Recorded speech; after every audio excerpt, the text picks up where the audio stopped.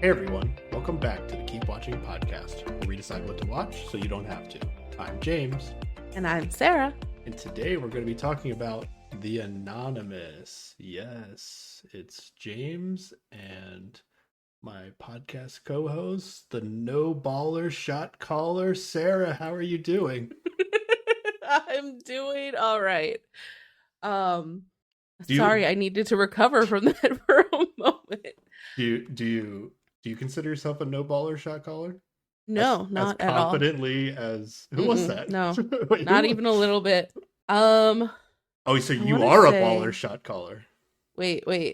Is that what that means? It's the opposite. I do not call shots. I am not a baller. Okay, Yeah, I don't know. I got confused. Yeah, because Casey in the show was like, "Yeah, I always get second place. I'm a no baller shot caller." I thought it was like a less than. I don't know. Less like she's not a. So leader. What you're saying is you just insulted me, I guess, is where we're going with this. Are you a no baller? Do you consider yourself a no baller shot caller? I mean, I guess. I don't really call shots, and I'm not much of a baller, so there we go. Okay.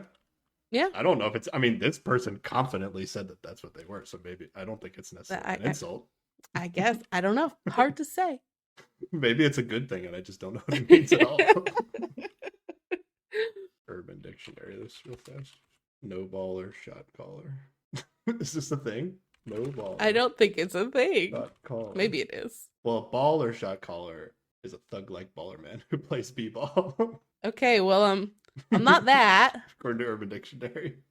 Yeah, so you're a no baller shot caller. Does that mean I call shots, but no, I'm not a baller? I don't know. If you're a no baller shot caller, do you mean you don't ball and you don't do shot calling? Or is it you don't ball but you do shot call?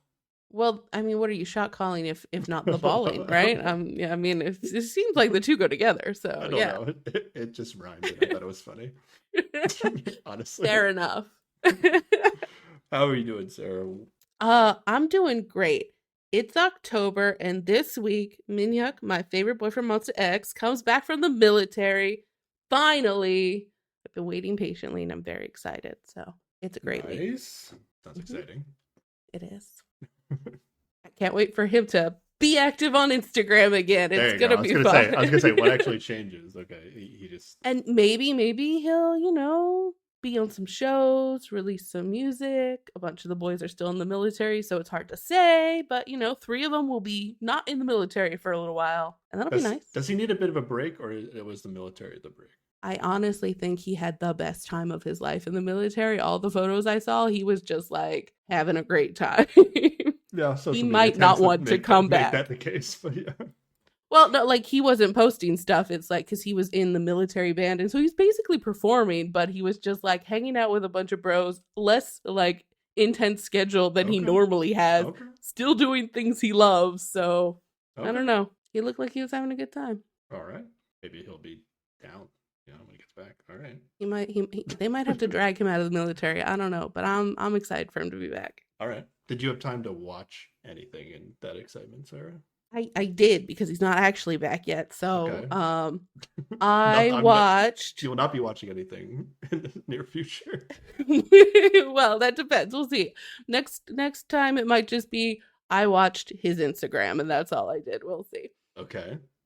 But recently I watched Over the Garden Wall, which was recommended to me by Interregno, and it was pretty good. It's a Cartoon Network like mini series. Each episode's like only 10 minutes long, but it's like 2 kids lost in the woods trying to find their way home, kind of spooky, definite fall vibes. It was a good time. Nice. Would I like this? Probably. Okay. Yeah. Okay. No reason I'd say no. Yeah, it was a good time. Okay. And it's not a big investment either. Like I said, episodes are only like 10 minutes long. There's 10 episodes, Has a nice little arc. It's good. Where'd you watch this? I watched it on, I want to say Hulu/Disney, whatever that merged thing is that it is now. Okay. Got it.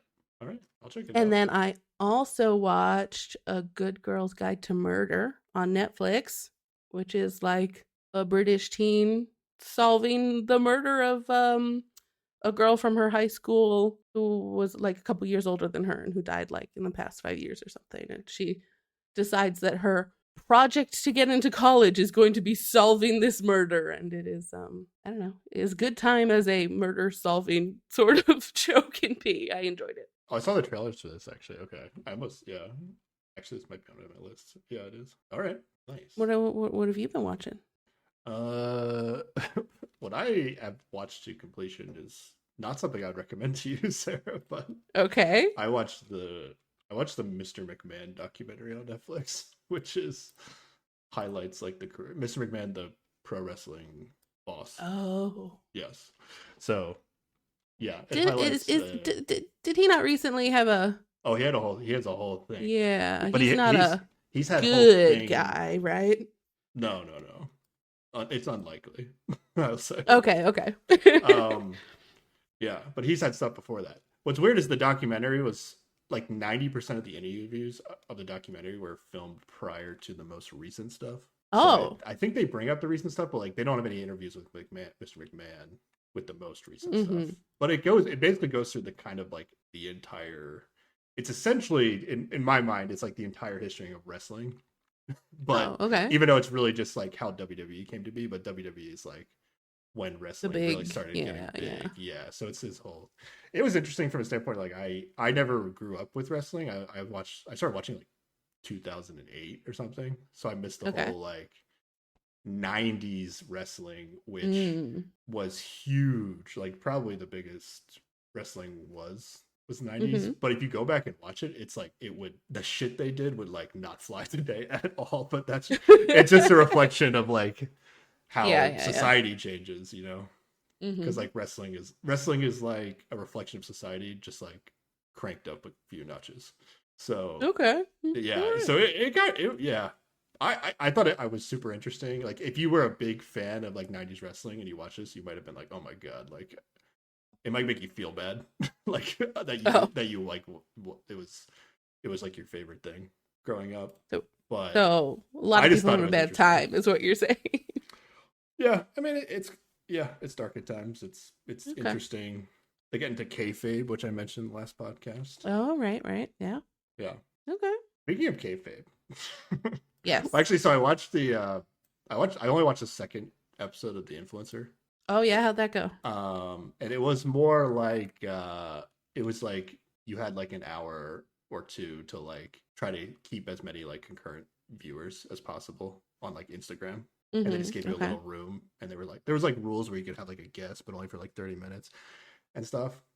But the part I wanted to highlight that I thought was hilarious was that our boy Need More Cash was still playing that character that couldn't talk.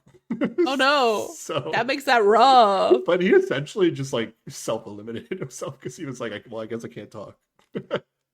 How am I gonna entertain people on live? Like this character doesn't do live entertainment, so I guess I just lose. Like he's so committed to the bit. But I thought he had like other bits, like but he came as that bit. He can't change. Oh, jeez. That would ruin. He really limited himself there. Yeah, that would ruin the kayfabe. Well, he stuck to his guns, I guess. So. Yeah. At first, I thought it was. Yeah. At first, I thought like, oh, this isn't like it's not gonna be like episode 1. I was kind of like down on it, but I still actually found it pretty good and interesting. All right. Were they streaming like on their own accounts, or was it like? I think so. I think they were streaming on their own accounts. So like all the YouTubers were like at a weird disadvantage again because that's not their native platform, or. I assume it was Instagram. I don't really know exactly how they did it. They kind of made it look like Instagram, but it could have just been how it was edited. Okay. Interestingly enough, like the people that were used to doing like long form content were the ones that thrived because like the TikTok people are used to doing like a few seconds, right? Yeah. So they can do their things and they might get like they might get like a big spike of viewers, but over the course of the hour, like it would go down. And then they'd be like, what do I do now? I did my thing and now, so. Yeah, that makes sense. And some couple people had like interesting strategies. So I actually thought it was not as good as episode 1, but I still thought it was interesting that I think I'll still finish the show, but I didn't like binge watch it, you know. Yeah. All right. And then as far as what I'm looking forward to, I'm still recommending Agatha all along. Yeah. You've watched it. I'm up to date on it. It is quite good. we got a comment from Interregnum saying like, "Oh, I had like the best hype of that show that she's seen or whatever." But I do think it's good. It's not. If you listen to the last podcast, it's not exactly what I said it was the last podcast. But I was just speculating based on a trailer. Now I've actually watched it, so it's different. But it's Yeah. still good. That's a good time. I was not disappointed when I watched it, so you know. I mean, You got the you're job done. specifically looking for spooky stuff, so I would be shocked if you did not enjoy it. It's the right vibe for this time of year. It's great. Yeah. And there's 9 episodes of that show, so there's still 6 episodes as of right now that are coming out. So that's more episodes than I thought it would be. Yeah.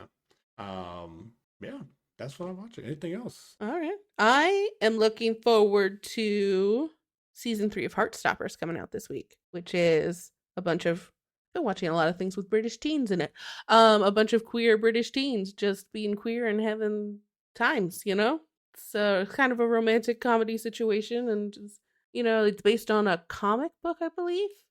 But it's just, you know, it's hella cute and nice, and I just love it. So I'm excited. And it has the same guy that's yes, Agatha is in Heartstoppers. Teen in Agatha is one of the leads of Heartstopper. Yes. There you go.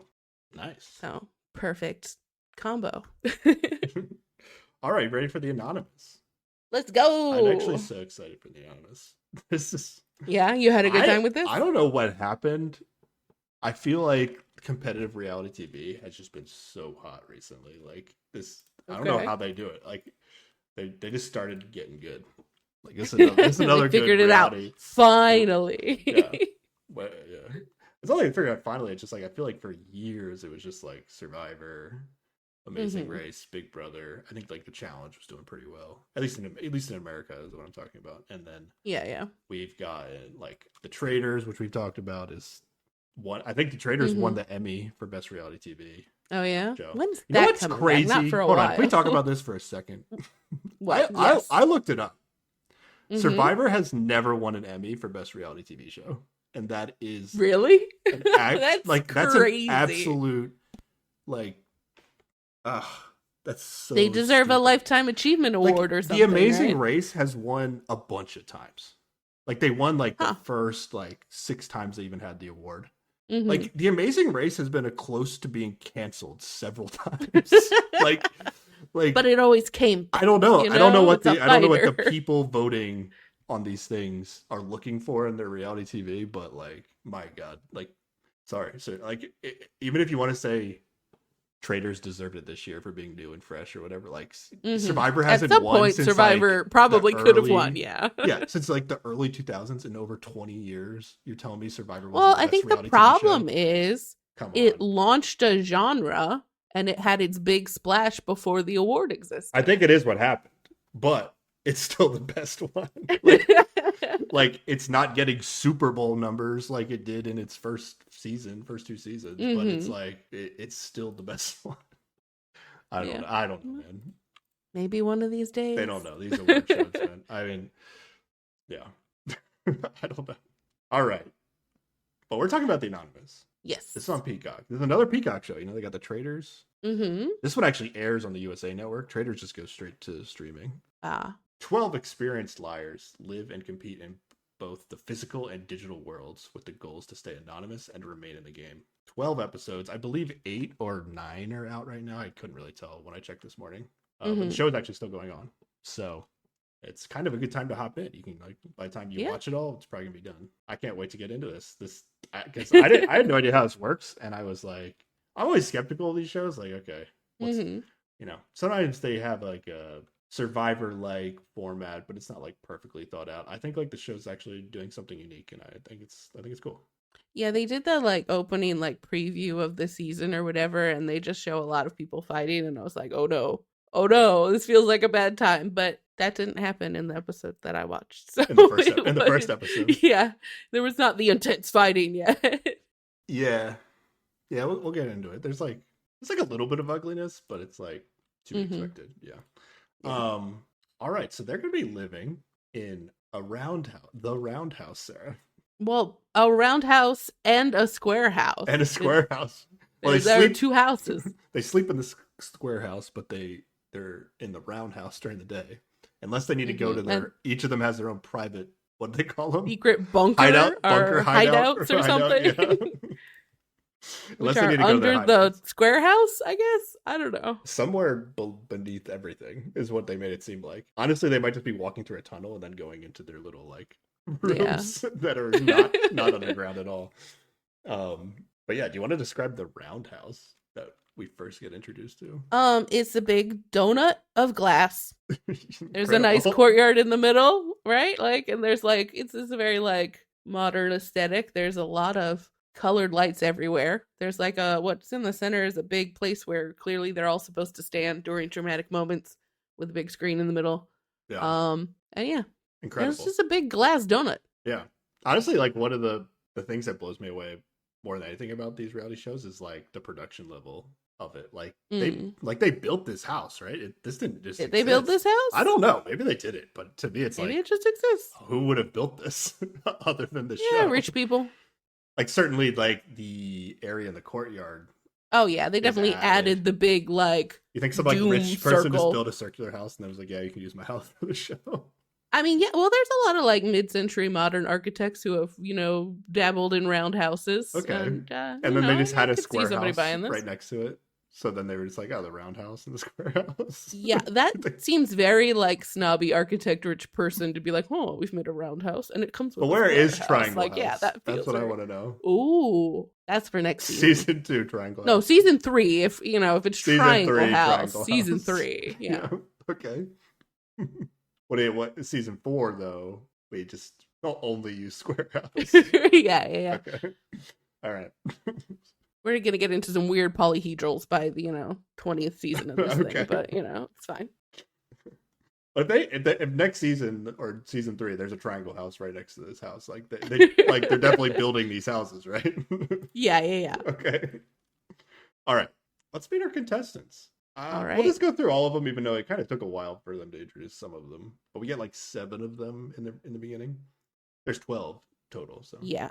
Just want to go through them all. Let's just go. Yeah, let's go. Okay. So first we start with Jack, who is a national board game champion. Yeah. And that's what I wrote about. Well, he said this is a thing that everybody, at least one person sees, no matter what whatever profession somebody is, somebody will be like, I'm not going to tell everybody what I do for a living.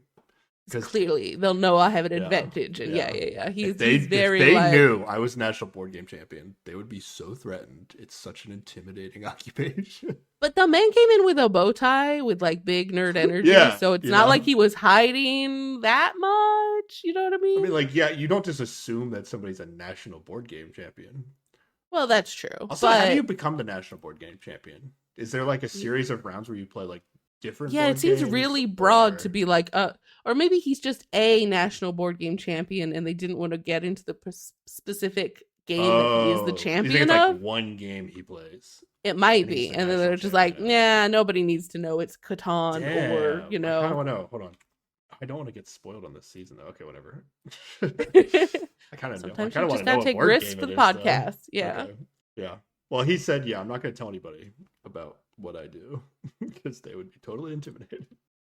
I think you can get away with it on this show. Sometimes people like go on Big Brother and they're like, I'm a lawyer, but I'm not going to tell anybody I'm a lawyer. And like, they got 90 days to figure out that you got lawyer vibes,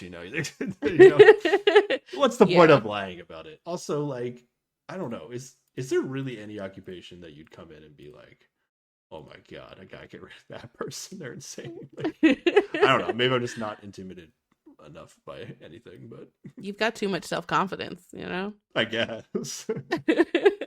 I mean, if anything, I'd be like, oh, he's a board game guy. Like, I can probably talk to him about strategy, and it won't go over his head. That's. I mean, yeah. At least in this case. All right, who's next? Andy. Andy is one of the Firefest guys. So he's like the event planner of Firefest. Now he's not, but not the one who's the terrible one who like really fucked everything up. I think it's like Billy something or whatever. Yeah, he's not. So did you watch either of the? I did not. Docs? I think I watched one of them. I forget which one. Probably the Netflix one. Yeah. So the guy that like went to jail, I think, or whatever happened. He's the one that like made promises to people and then like didn't fulfill those promises. But Andy was like the guy who was like trying to make all that shit happen that he promised behind the scenes, basically. Ah, okay. So it's not that he's a bad event planner. He just was not given the resources It was necessary. just impossible. Okay. Yeah. We'll get more into Andy later. I'm not sure what you picked up on. Clearly, you haven't seen it, but I can break down what some of his gestures he might have made for you if you want me to. Okay. All right. We'll get there then. Yeah. Now, are these established liars? These professions, like Andy. Well, like some board games. A little bit. Well, yeah, but that's like if he's not the bad guy of Firefest. Yeah, the other guy. The other guy's really the liar, right? The other guy's like, really the liar. Yeah. This is just a guy who tried his best and like didn't, miss the mark for whatever reason. Yeah. I don't know if Andy had any legal liabilities at all in this. I actually don't remember that aspect. Well, then maybe he's just that good of a liar that he got out of any legal responsibility for it. Maybe that's the angle. Okay.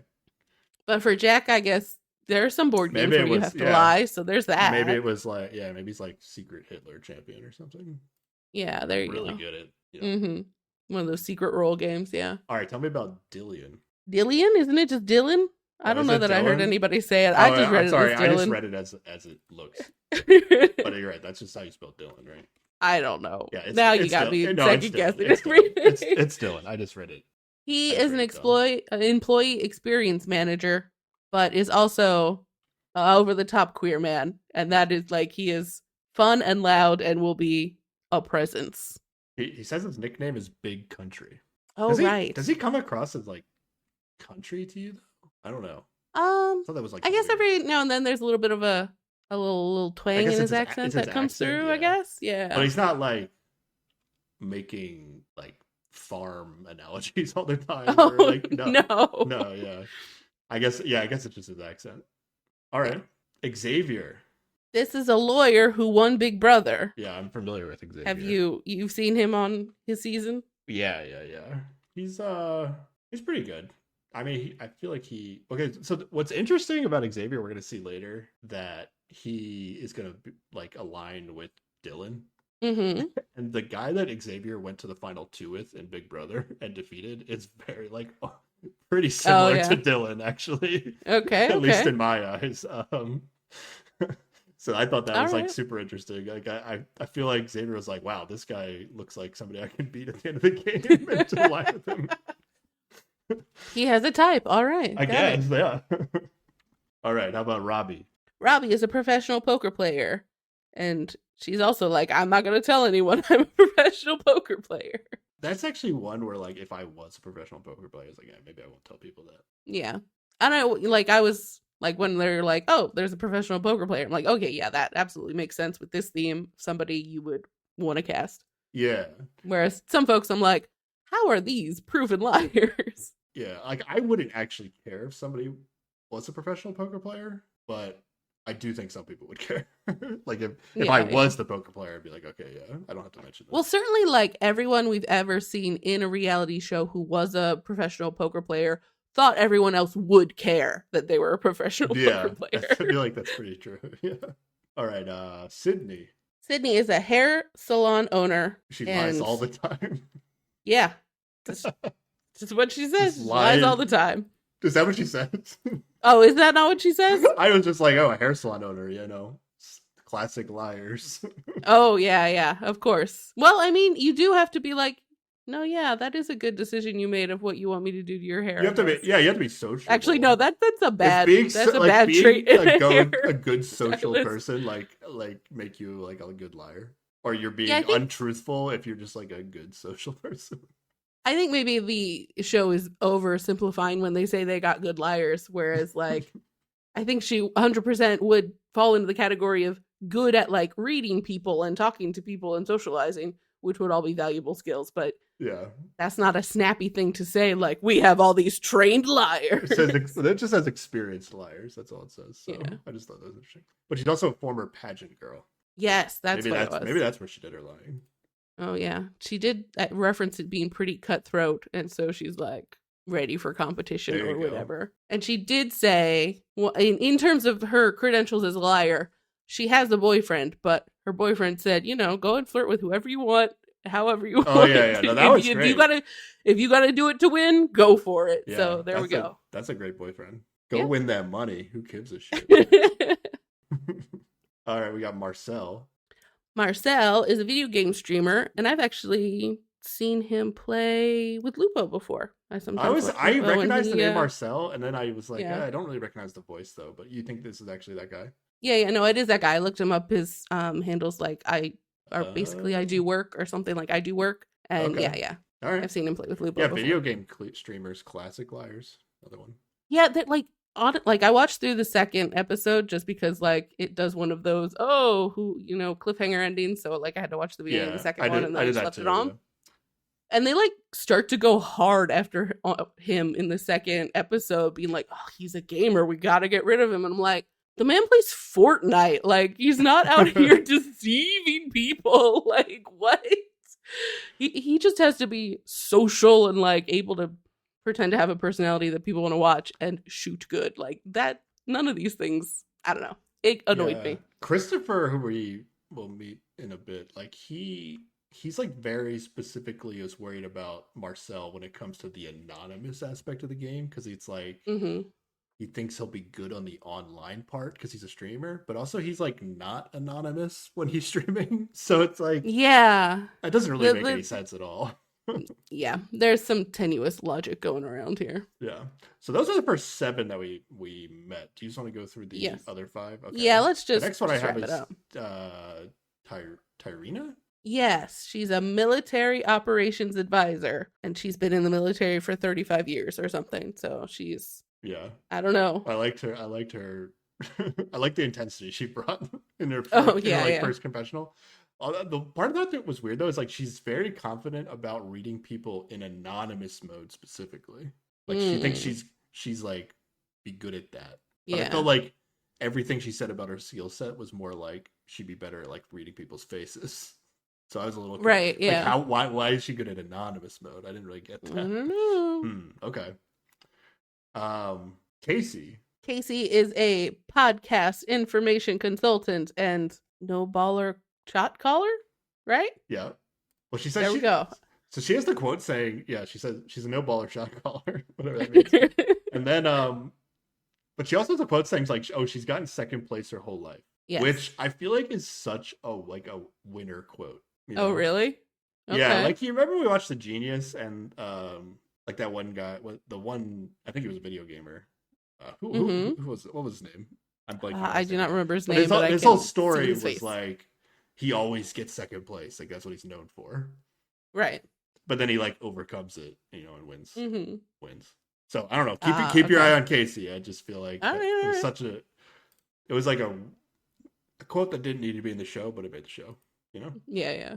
It's also a weird thing to say about yourself. I feel second place my whole life. Maybe it's just true. Maybe it doesn't mean anything. She did say her wife says she is a terrible loser, though, so she might get a little upset. A sore loser. If things don't. That's what you mean. Sore loser. Yeah. Okay. She's not a loser. Oh, yeah. My wife thinks I'm a loser. Oh, that'd be rough. If you had to go on TV and tell everyone that your wife thinks you're a loser, you gotta reassess some things. I don't know. Casey caught my, not her skill set, but just the edit of Casey. Okay. Vibes. That's what I thought. All right. Christopher. Christopher is a fishing camp owner with big frat boy energy. Yeah, Christopher's who is favorite. way into Sydney immediately and creepily. Yeah. Wasn't a fan of this man. Yeah, Chris. At all. I was really hoping somehow Christopher would be the one going first. I guess there was always a chance. Yeah. Lily. I have nothing on Lily actually. She's a project manager and she's quiet. She's too quiet. That's her whole personality in this first episode. She's too quiet. Yeah, Lily's a big part of this first episode, but I wrote nothing about her. And then Nina is our last one. Nina is an accountant, but also her mom is Sandra. Am I correct? And this is legendary survivor Sandra, right? they really buried the lead on this. Like they didn't really introduce Nina until like the second half of the episode, Mm-hmm. and then it was And like, she was on Survivor Australia twice too, so like yeah. So she's got some Sandra, experience in the space. yeah. So Sandra is like one of the, I don't know what makes you be OG, but she was in the first. She was on like season 7 of Survivor, so 40 Mm-hmm. seasons ago, and she was the first ever 2-time winner of Survivor. There you go. Sandra was. And then in like the last 5 years, there was like a Survivor Australia, which I have not kept up with. Mm-hmm.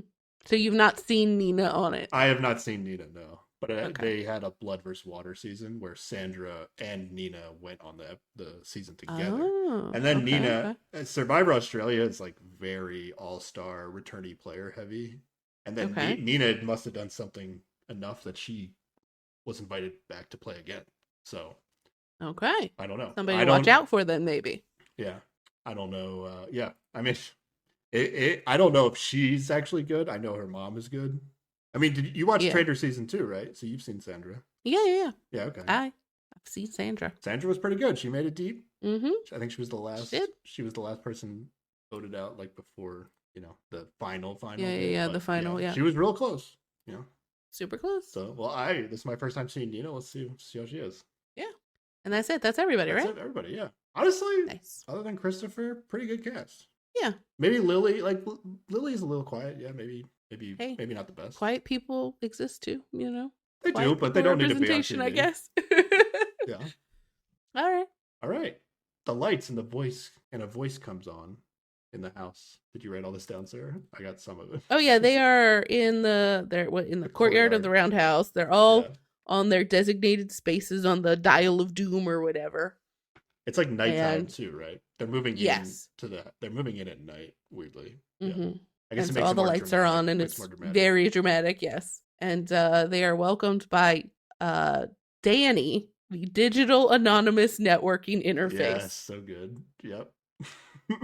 And then we get the rules, which are basically each day one person is going to be eliminated. The last player could win up to $100,000. Half of the game is played face to face in the roundhouse, and in the square house where they sleep, there's an underground private hideouts where they can communicate with their anonymous digital handle. And the goal of the game is to stay anonymous. And I'm like, I think the goal of the game is to be there at the end, but okay, be on theme show, I guess. Yeah. Danny, in case we weren't clear, Danny is not a contestant on the show, but we will be saying Oh yeah, Danny. she's just a disembodied voice. Yes. Yeah, no, Danny's actually great on this She's show. theoretically an AI, but there's Oh, it's not an AI. definitely Well, well, not like they're presenting her as though she is an AI, yeah, but she's not. She's a yeah. person It will. that Do you you never think see. do you think something is somebody's voice acting as Danny, or it's like a chat bot that they're just typing in what to say? Oh, either way, yeah. Okay. Yeah, the Danny. She's probably a handful of producers, right? Like that's what Danny is. I'm thinking that they're just typing into a chat bot. Yeah, exactly. Yeah, so Danny really emphasizes the importance of staying anonymous. Now that I've seen the format of the show, I actually kind of agree. Mm-hmm. It is very important. Like, I don't know how you would win, although I'm kind of confused about it. Like, there has to be something. I don't know how the game ends because we're not going down to final two. The format doesn't work once you get to a certain amount of people. Right. So, but in general, yeah, if you're gonna have the most control in the game, the more anonymous you are. Essentially, Yes, is what it is. Mm-hmm. So I think it checks out. Yeah, but to fill in some of the gaps left by Danny that we get to later, it is very much like a traders format where it's like during the day you play some games to build up the prize pool, and then at the end of the day they chat in their anonymous form, and then they vote for people, and then somebody gets thrown out later. But we'll get into the voting details. There's a lot of steps yeah. actually to this show. And they eliminate somebody every day, so it's pretty fast. Yeah, but it is very like traders-esque in that way. I mean, already I think I'm gonna like the challenges better on the show because there actually is more at stake. Mm-hmm. Now they're competing to get money, which could have an impact on the show. Like whoever's better at getting the money, or who's like, Right, yeah, right. you might keep those people around maybe, but there's actually like immunity at stake in the challenge too. So like the person who performs the best is gonna get safety for the day, Well, that's the same in which the traders too. You it's could get a shield. you can get a shield, but it's not like related to the challenge. It's like you It's and like it, whoever did the yeah. And best in in the season challenge, one not of like Traders, the yeah. shields were really not a thing at all. I don't know if you watched season No, one. that's true. Yeah, yeah. They kind of came up later, but it was a little weird. The shield, I like if this is the It is format a for the show, I like it public better. immunity. Yeah, yeah. Yeah. Okay. All right. One half of the game will be played face to face in the roundhouse. The other half is played in the square house, where you must sleep with one eye open. Yes. Yeah. So I think you basically explained it. Yeah. So they're gonna. We'll go through each step as we go. I think you got everything right. Mm-hmm. Yeah. Yeah, yeah. Okay. So I think the first step is they leave and go to the hideouts, right? Because they have to pick they're gonna call them anonymous handles. But they're To just me, emojis. yeah, I kept writing icons in my Okay, notes. yeah. Yeah, handle to me, I was like, are they gonna pick like names for like they're gonna rename themselves? Right, But all they yeah. have to do is just like pick an icon that they want to like be their image for the season. So like Mm-hmm. a slice of pizza or a shark. So it's essentially, Yeah. yeah, it's more like emojis than So handles when they still. chat, it's like Shark says this, or instead Yeah, of their actual names. yeah, emojis, handles, icons, all the same. They're just Yeah. one image to represent them Mm-hmm. in the anonymous mode. And we get like a montage of people saying reasons why or why not to pick things, and then the next person immediately picks something the opposite Yeah, no, that one's reasoning. great. Like it's I quite like silly. that a lot. Yeah, because somebody, what were the good ones? Somebody would be like, "Oh, I don't want to pick." Somebody was like, "Oh, shark! That really Yeah, sends a message. That's too aggressive." And then cut to Kelsey being like, "Fuck yeah, let's go shark!" yeah, that was actually pretty good.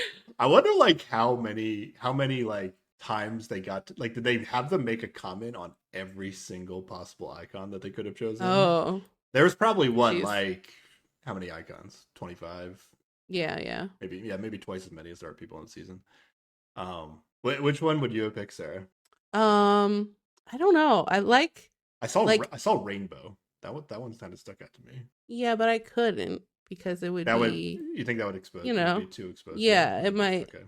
So like there are some that are like more masculine things or more feminine things, and I would be like not on either end of that spectrum because like I feel like if you're in that territory, you can automatically assume that's somebody pretending to be the opposite gender, right? So it like says a little too much. You're very much in So the Xavier strategy yeah, then. yeah, like honestly, I think fish was a really good pick. Like, I mean, Mm. it's kind of like a cutesy fish, but popcorn wasn't bad. I don't really remember the ones that people didn't pick. But yeah, I would go for a neutral one, although deep in my heart I would want to be the wizard because that's just cooler. Um Okay. but yeah. But then you couldn't talk about D&D the entire season. Yeah, and I am incapable of that. So what would you have picked? I saw Rainbow. I mean, out of the Mm-hmm. ones that they chose, I guess Fish isn't bad. I don't know. I saw Rainbow. I mean, I would have just picked Rainbow. Do you think I would think Okay. I'd be identified if I picked Rainbow in any direction? I think it'd be fine. Mm, I don't know, maybe because it could be seen as like an opposite type pick, like Like you think there are a number of queer people in the season. Like, do you think they would just automatically assume that the rainbow can't be the queer people, and it would already narrow down who I people would would think I am? think. Hmm. Yeah, I would think like as a queer person, I wouldn't pick the rainbow because it's like too closely associated with Yeah, that things makes that are about sense. me, right? So like it's just like with the truck or the butterfly or whatever. They're too like gendered and therefore like feel as though they've got to be a misdirect pick, Hmm. Oh, I see which what you're saying. I then see what you're leads you saying. back to what they are anyway, so it's too telling. Yeah. Okay. Yes. I guess. Yeah. I guess fish is pretty good then. Yeah. I think any of the food options are probably good too. Like pizza could be anyone, donut could be anyone, popcorn could be anyone. They feel pretty neutral. Yeah. I probably wouldn't have overthought this too much. I'll be honest. Like knowing that I see the thing about like if it's such a like if it feels like it matched somebody really well, I'd probably be like it can't be them. Yeah, Like yeah. they can't be that dumb. Hmm. But at the same time, I'd be like, but it could be though. So I mean, I don't Robbie, our know. professional poker player, was like, "Well, I didn't tell anybody I play poker, so I could pick these dice. That's like a thing I like. It's the gambling is in that realm." So Yeah, that was a bad she move. felt real. That She was a felt bad real move. confident in that. See, But that yeah, was a bad move in the sense that, like, okay, she will probably talk about at some point, like, oh, I've been to this casino or something, yeah, yeah. like It's it'll it's a happen. risky pick. But at Yeah. the same time, once she says that, well, people be like, well, she was not dumb enough to pick the dice then if she's like been to a bunch of casinos. Like, I don't know. Yeah, I just think you don't want to be anywhere in that zone of Yeah, okay. anything could potentially link you one way Well, or the other. I'm down. Let's give the win to Xavier here. He picks fish. He's the one that talked through the Hmm. best why he's picking what he's picking. Good job, Xavier. Well, I mean, we didn't see them talk through it, but Nina was popcorn, Lily was pizza. I mean, even Christopher was donut, which feels pretty, neutral. So Yeah, I but can't. Xavier got the credit. He's Yeah, like got the credit for talking about it. Okay, I like it. yeah. I'm down. Yeah, maybe I would have thought about it more. I don't know. All right. So I guess we don't have to say what everybody. We can go through when they do the voting. We can go through what everybody's icon Ah, is. yeah, yeah, yeah. All right. So they So they pick their just handles. pick their handles, and then they're popped out of their little hideouts, and it's time to do their first challenge, right? Oh yeah, they just go right to challenging. So this is the night. This is night one. They're doing this challenge. Nobody's getting Yes. eliminated on the first day. It's like they're showing up. They're picking their handle. They're doing a challenge, and then they're pretty much going to bed. Like maybe they hang out Yeah, for a little bit before bed. they might be able They to. I do think hang they out for a do show little them bit. hanging out for a little bit. A Yeah. little bit, yeah. And then after the first night, there will be an elimination every day. Mm-hmm. Okay. Yes. All right. This challenge is called Memory Falls because they basically have to memorize like sequences of the icons that they chose, Mm-hmm. but the icons will be like like they're making the images of the icons with a waterfall, but like with the Yeah, they're water of the projecting waterfall. it onto the waterfall, but It's then not a also having they're the not image like projecting it. It's fall like down it. Are they I, not? Is I that not how they thought do that? I thought they were gonna like project the image onto the waterfall, but it was like no, Uh huh. the waterfall was like dropping the water in a way where you could see the image Is of the that what it icon. is? You I didn't thought notice it's that? just you could. Oh, I just thought it was you could only see the water where it was illuminated by the projection. Oh. I don't know how this shit works, but either way, I thought the water was like being squirted out like in a sequence so that it would make the image. I don't know. Oh, okay. But it was kind I'm of not a hard water to tell. projectionist. I don't really know. Yeah. It was kind of hard to tell with some of the images, but I feel like Danny was just saying what each image was, right? Or is that just for us? Like she was um. being like pizza, football, wizard. Oh. Like she Yeah, was that might just saying be it. for I us. feel like she might have been Yeah. saying it for them too. I don't know. I don't know. Seems hard, Sarah. So the way this works is like in order to win immunity, you have to get the highest sequence correct. And so they don't all get the same number of icons, right? Yeah. So they have to pick an order, and the person who goes first just gets one in their sequence.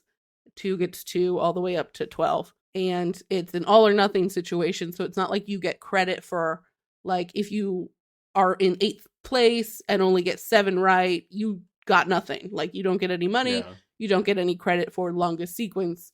You have to get the full number that you signed up for, basically. Yeah.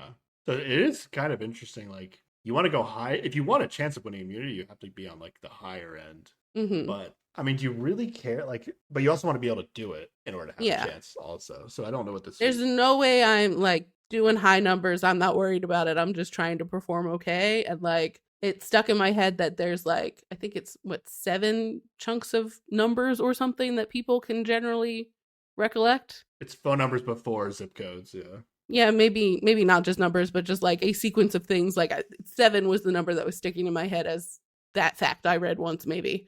Yeah, that sounds right. So I wouldn't have tried to go for anything above 7 because I haven't tested myself on this. I don't know my limit, but that just felt like a good rubric to be like, I don't need to try to be fancy. Yeah, my gut would have wanted like 6, but I wouldn't have thought. Yeah. I wouldn't have necessarily thought that would win. It was just like, oh, I think I can do it at least. Yeah, I'm just trying to like get some money in the pot, not piss anybody off, fly under the radar. Okay.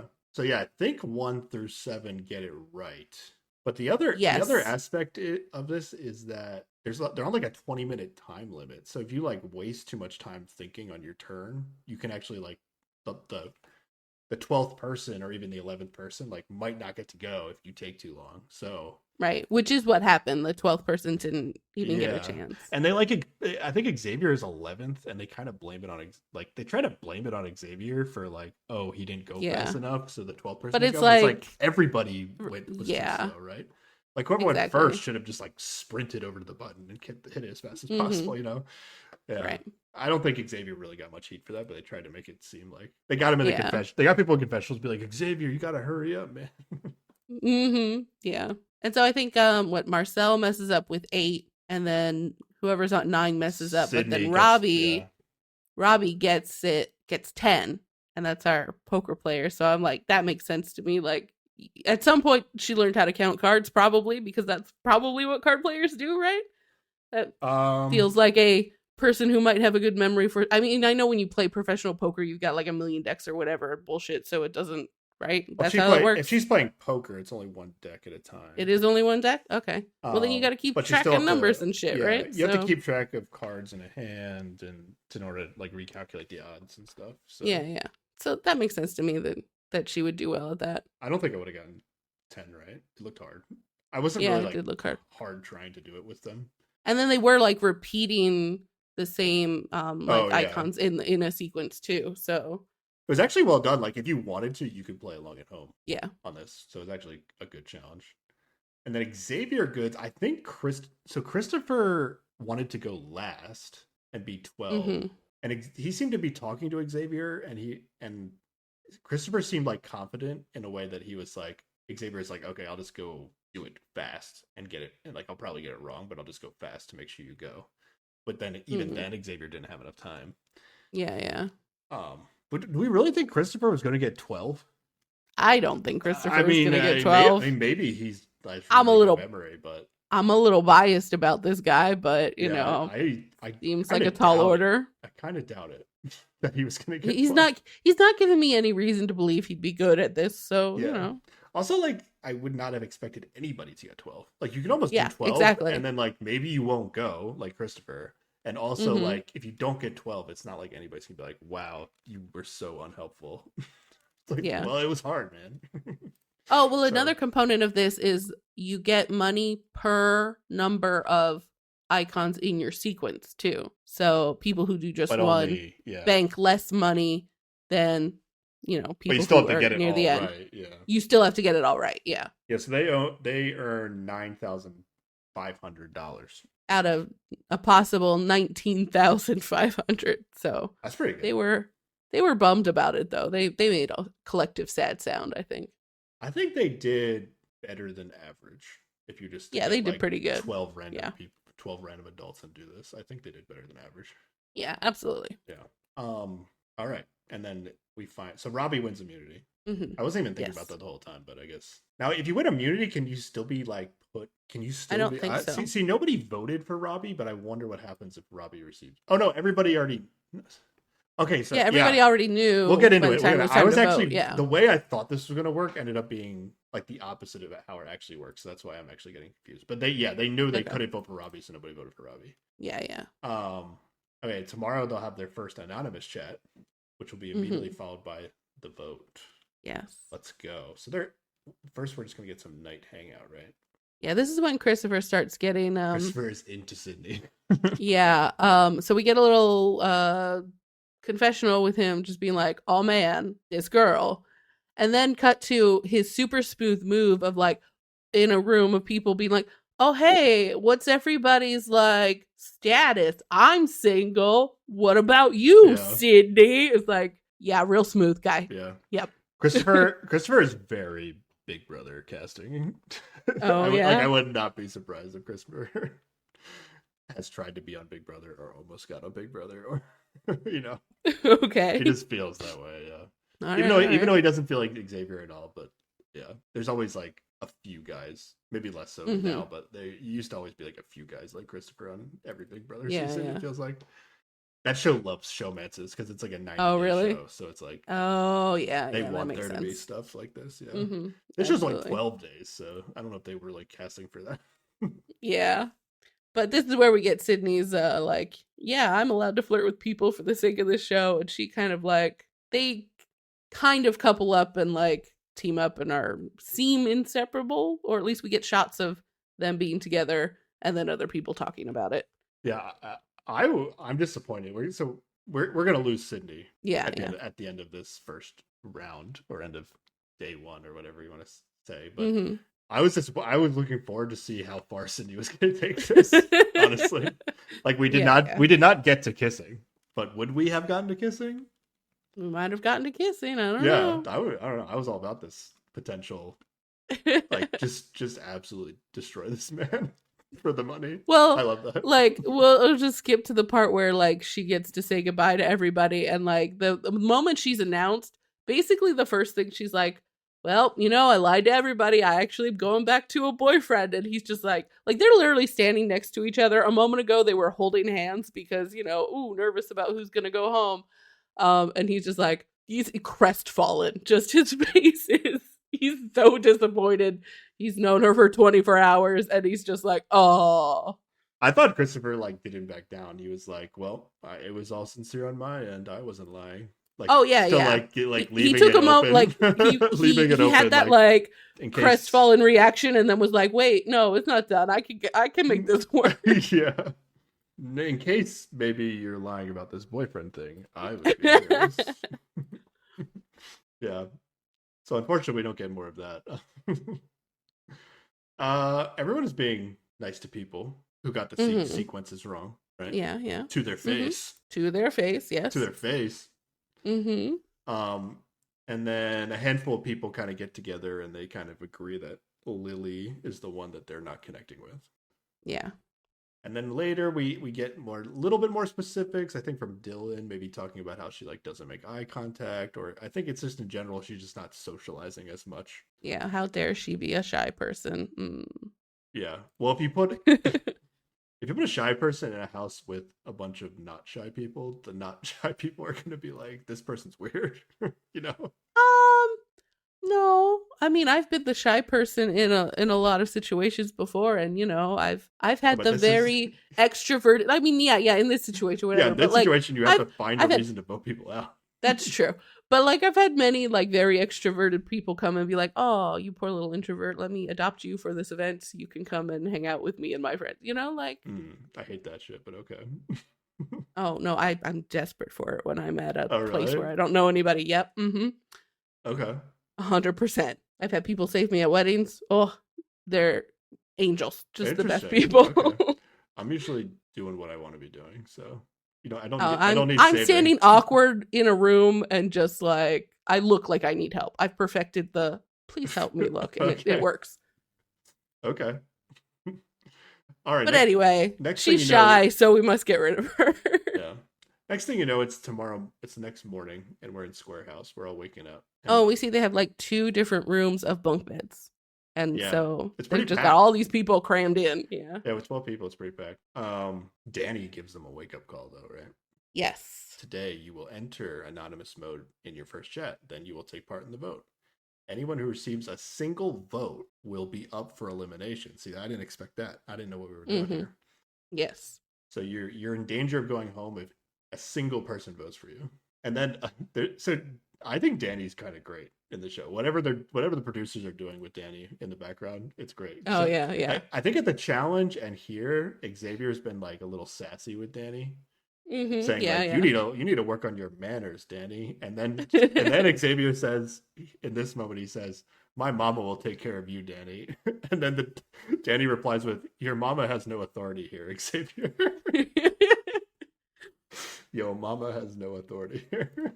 I think Dylan even asked her for the weather at some point, and she's like, oh, it's supposed to be sunny with a side or whatever percent chance of getting eliminated. It was 7% chance of rain, 100% chance of elimination, I think. Yeah, that's what it was. Yeah.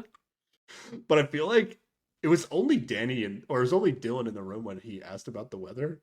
They're treating Danny like she's an Alexa, which I don't think it works that way. But the producers, well, apparently it does. The producers get it to work sometimes that way, but yeah. So I feel like they just have a bunch of producers ready to type into Danny for whatever room needs some sass. Yeah, because even the way Danny said that to Dylan, it was like it almost made it seem like Danny was saying 100% chance you will be eliminated, Yeah. Dylan. Yeah. Also in the Square House in the morning, Andy's gonna reveal to everyone that he hosted Firefest. Yeah, he's just out here being like, yep, I'm one of those guys responsible for that terrible thing. And then Dylan finds out and runs to the other side of the house, is like, oh my God, this guy is the Firefest Yeah. guy. Yeah. I feel like people were like recognizing Andy. Like these are the kind of Mm, people that like some of the people on the show are like the kind of people that like might have gone to Firefest or like yeah, yeah. definitely were interested enough to watch the documentaries. So I feel like a couple of people are like were recognizing, but I don't know if they really put like a finger on like exactly who he was. So I don't know if he Mm-hmm. had to tell everybody Oh, yeah, this, I don't think he had because to, this but admission is it's not only like oh I like kind of failed epically at this one mm-hmm. event I tried to plan, but it's also like I'm a very successful event planner with a lot of money is kind of Yeah. also revealing this. Mm-hmm. Yeah. And then, like, immediately after this, Xavier's telling everybody he won Big Brother. And, like, I don't Yeah, think anybody that shit recognized him either. Xavier, that was so stupid. It was very I dumb. it did not seem like anybody knew who he was. Yeah. I Yeah. think he was, like, a little disappointed that nobody recognized him. Yeah. Xavier's also been on I want to say he's been on the Challenge USA as well. So but yeah, I guess the Mm. people they cast on the show aren't like big competitive reality TV watchers. Um I don't think they recognize him at all. But maybe these people don't even really know about Big Brother or how it's like a legit Mm. show where you need to lie to people. Yeah, yeah. So maybe it's not going to hurt him. He doesn't get any votes in episode 1, so Yeah. maybe it's fine. Surprising. Yeah. Yeah. If we can go back to Andy for a second, though, Yeah, yeah, yeah. in Mm-hmm. the last, well, I actually didn't know about this, but I looked into it because the show chose to talk about this. They at least referred to it twice, and in the edit they allowed it to like be shown. Okay. We talked about BJs in our last episode, Yes. aka broadcast jockeys.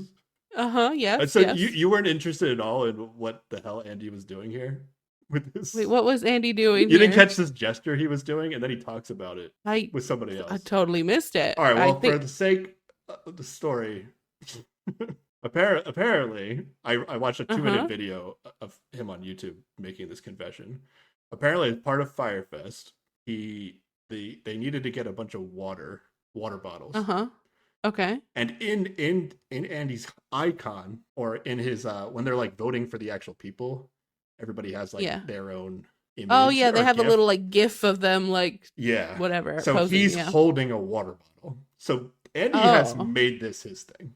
He has That's totally weird. embraced this story as part of his Firefest failure and the ridiculousness of the situation.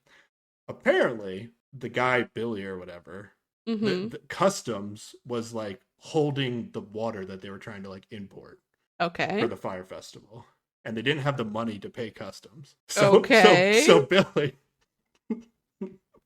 so Billy, the guy was like, "Look, we need you to take one for the team, and yeah, and go be go down to customs Uh-huh. and Yeah. talk to this guy about doing some work as a broadcast jockey." Uh-huh. Yeah. If Mm-hmm. you know what I'm saying. Yeah, yeah, yeah. And Wait, so his the other guy told Andy to go down here is what you're saying. yeah, Okay. yeah. Since he's All right. since he's a gay man, I guess, or he was just Okay. there. I don't know.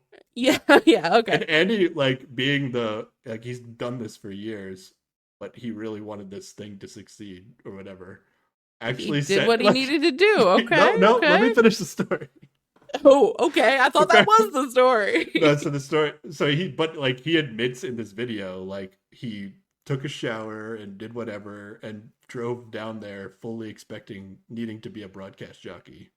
Uh-huh. But then he got there and he talked to the guy, and the guy was like totally nice, and they just figured out like they came up with a deal to get but like he was totally willing to Yeah, be a broadcast jockey Okay. to get through this. And that's what you can think about every time you see the water bottle in his gift, because that is what he's referencing. Okay.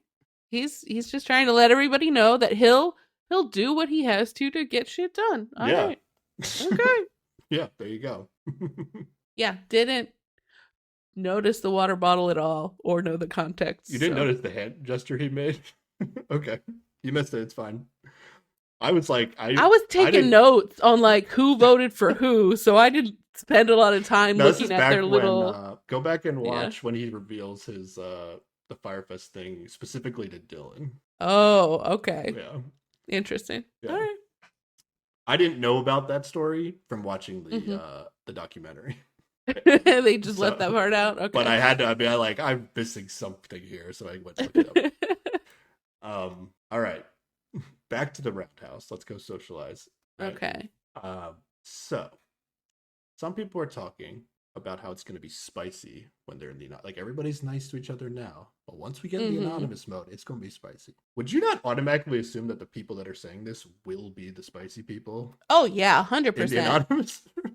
I was also Yeah. like not clear what they're meant to talk about in the anonymous mode, so I'm like, why are you all certain you're going to be Yeah. awful to each other immediately? So the big thing that I decided that this was probably how the show was going to work and that I was wrong about was I thought when they voted, when they all get one vote and then those people become at risk, I thought they were going to be voting for like in anonymous mode for icons. Oh, So, okay. but that ends up no, they're actually in anonymous mode. They're voting for the real people's names outside in Yes. in face to face.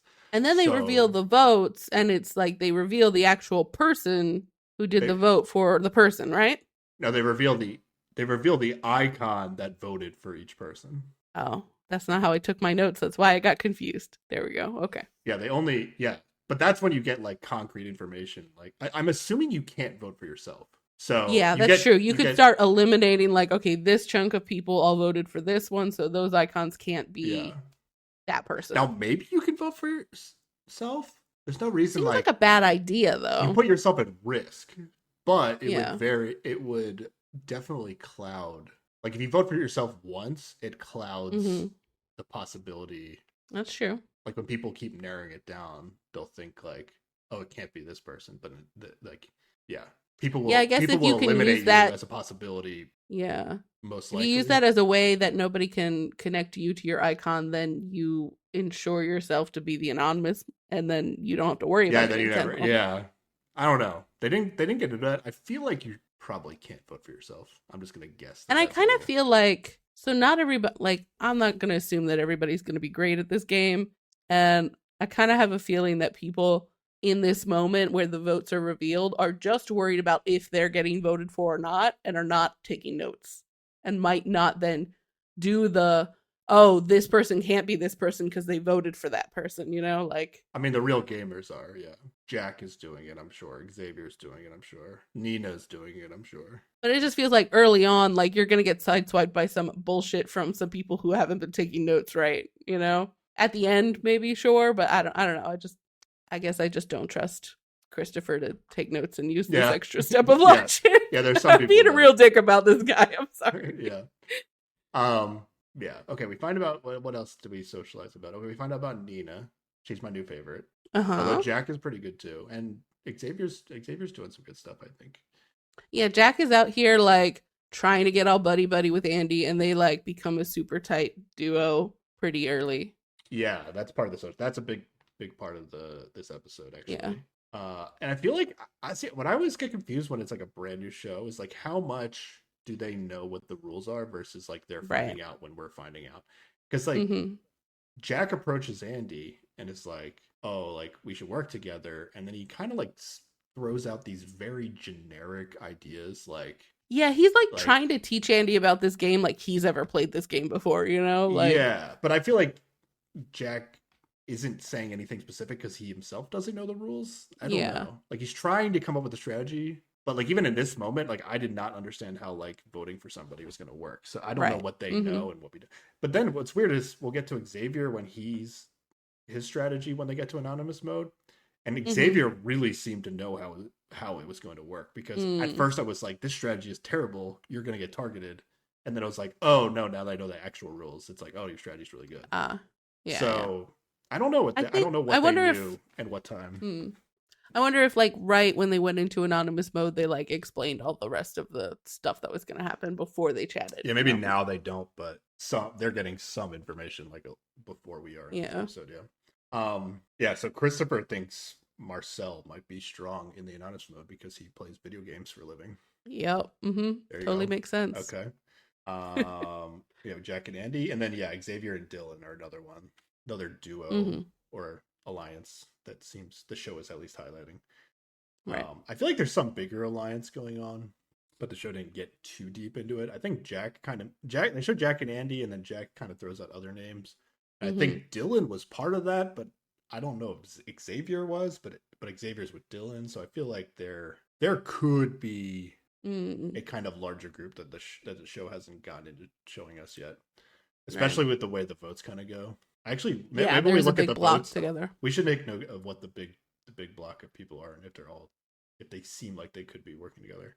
Well, I'll tell you right now, though, everybody who voted for Sydney. Okay, I'll just have my notes ready to go. Ready. So yeah, when they get into the chat mode, they're basically just start, I think, with very little prompting, start talking about just who they should vote for. Yeah, so this is, you haven't watched The Circle at all, have you? I have not. I watched the first season of The Circle. It feels very Circle-like, especially with the way that they're essentially using a chat room, but they're they're talking to this television with the chat on it, and then like the producers are typing out what they're saying for them, and then they're like send, and that's very much what they do on The Circle.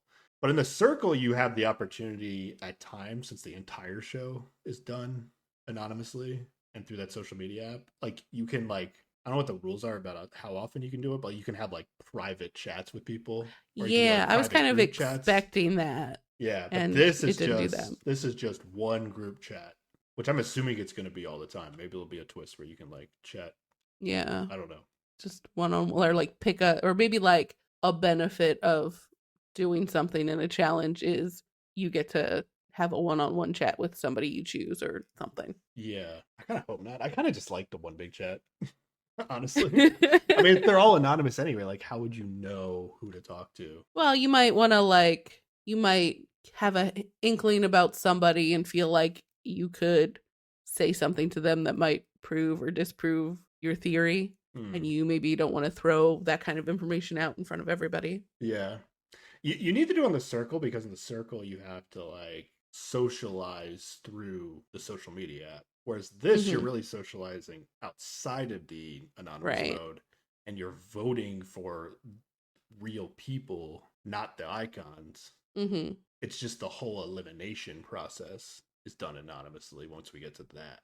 So the real socializing and making alliances really can be done face to face. There's really no need to have like private chats in anonymous mode, at least from what I've. Yeah, I guess you could. My vibe so far. Be like, how, or I don't know, just bring up somebody like, it would be great if we could have some pizza here today, don't you think? Pizza, or whatever bullshit thing you're trying to prompt somebody else. You can just do that in person. Yeah. To be like, I think you're pizza. Yeah. So let's get into this chat. Actually, I think the strategy is interesting. Actually, in this chat. So, this is where we do it. This is where we'll also find out like later today there'll be a test, and the test is going to be like. The test is part of the elimination process where you're gonna try to identify every icon with what person they match up with. And it's not whoever gets the most right is the winner. Yeah. It's whoever has been guessed correctly the least. Yeah. I would imagine, now they didn't say this either, my guess would be that getting the most correct would be like a tiebreaker. Yeah, that seems reasonable. Like it's very likely that people would tie, right? Like even in this, like the odds of two people, early on, the two people not having anybody identify them correctly is like pretty high. I want to say, yeah, but I could see them not divulging. They're not telling that information. They're not even telling us, the audience. Yeah, if that's the case. Yeah. Okay. So the chat starts. One big group chat.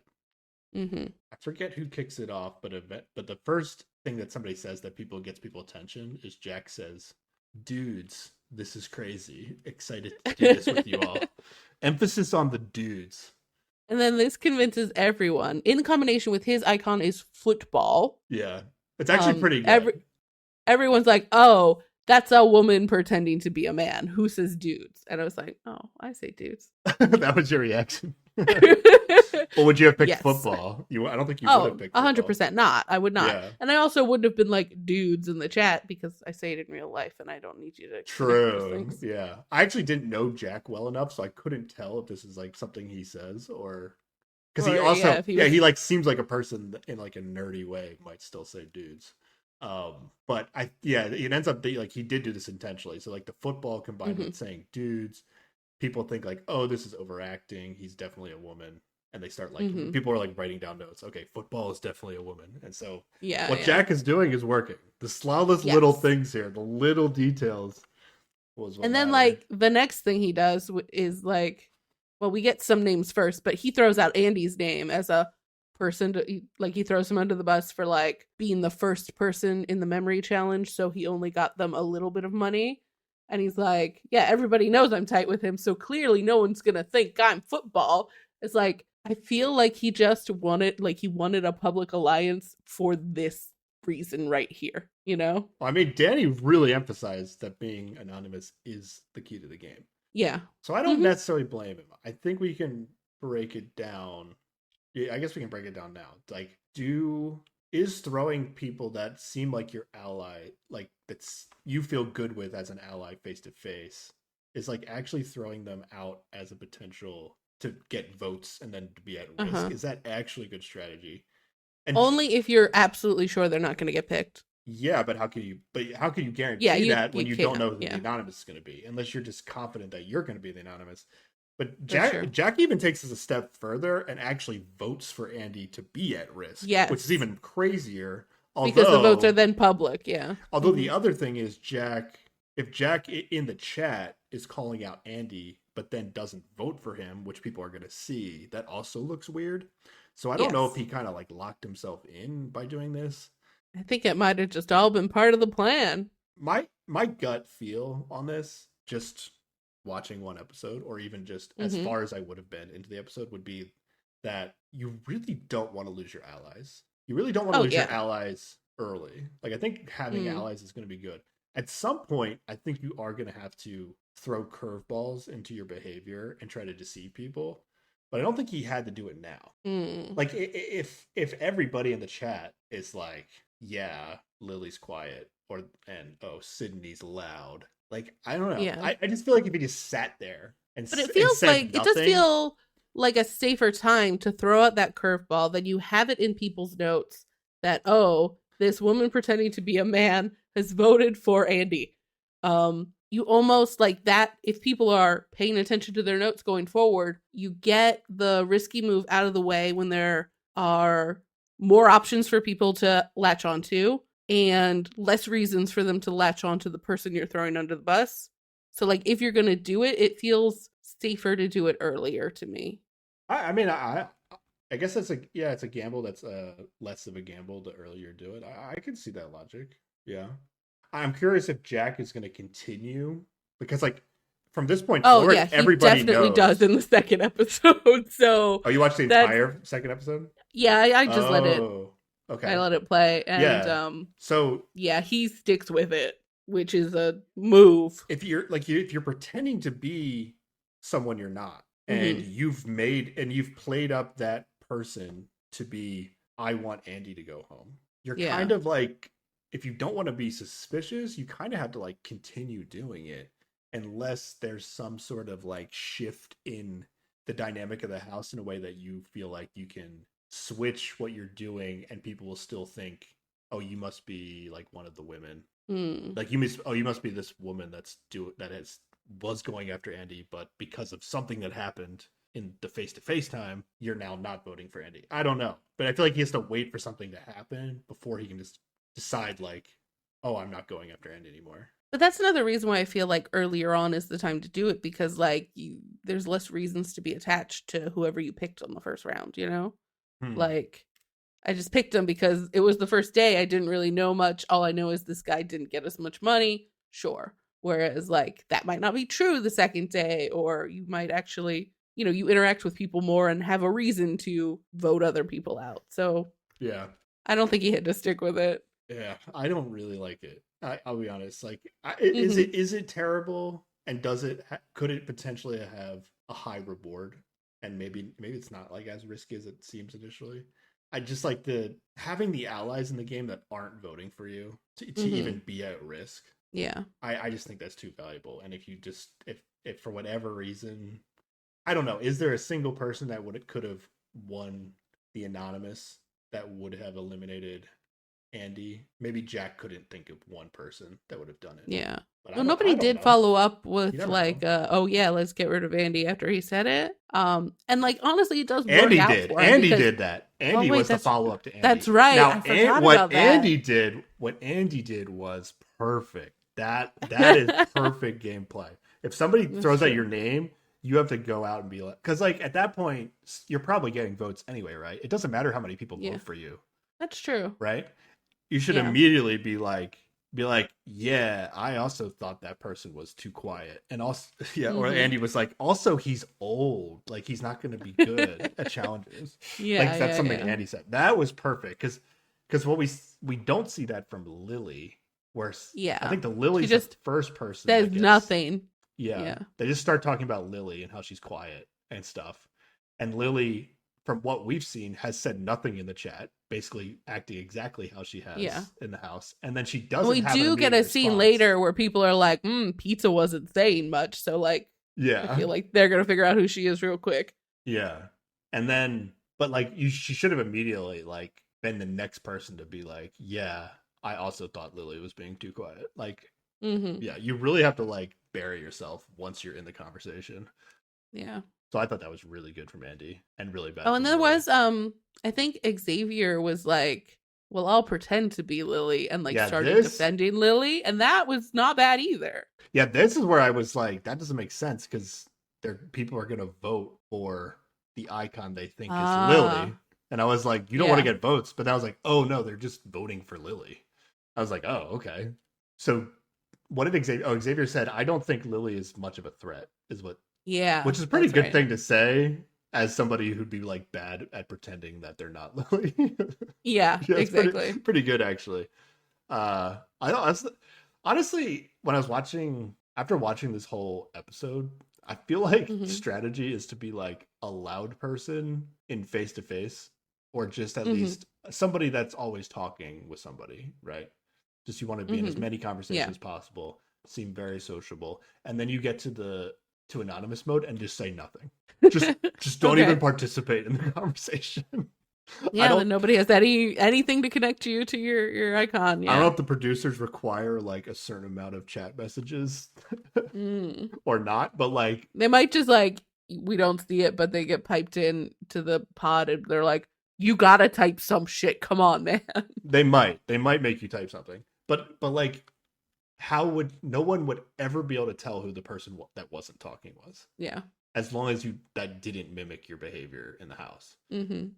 Yeah. Like you could never give away a tip or whatever, like by using a weird word. Like so Andy actually does make a mistake and Xavier picks up Yeah. on He it where makes like a dad somebody, joke. Yeah. yeah, somebody makes like a pun kind of joke about dice Hmm. after Robbie says something spicy in the chat. And then Yeah. They cut to Xavier immediately goes like, that's such a dad pun. I'm gonna put Butterfly as Andy for now. Like Xavier is like right on top of it. And that's just like Yeah. little Yeah. things like Andy couldn't stop himself from making a dad joke. Like Hmm. and putting it in this chat. Um so yeah, it's it really feels like there isn't much incentive to participate in the chat. Yeah. And then at the point You're that you're right. not Make a participating in the good chat case. ever, I feel like even if somebody's talking about you, you still do not participate in the chat Yeah. Hmm. because it's like, okay, they're voting me in to be at risk, but who cares, you know? I just You're gonna get you a have bad edit though. you have Producers are gonna the be mad. yeah, it's not interesting. Yeah. I wish like there was something, I don't know if somehow they could change the format. I don't know. But yeah, like so yeah, even if like I said earlier, like, oh, if somebody's calling you out, the best way to hide your identity is to also call yourself out. Hmm. But if you just sat there and did nothing, it's like that's also equally as not giving away who you are, right?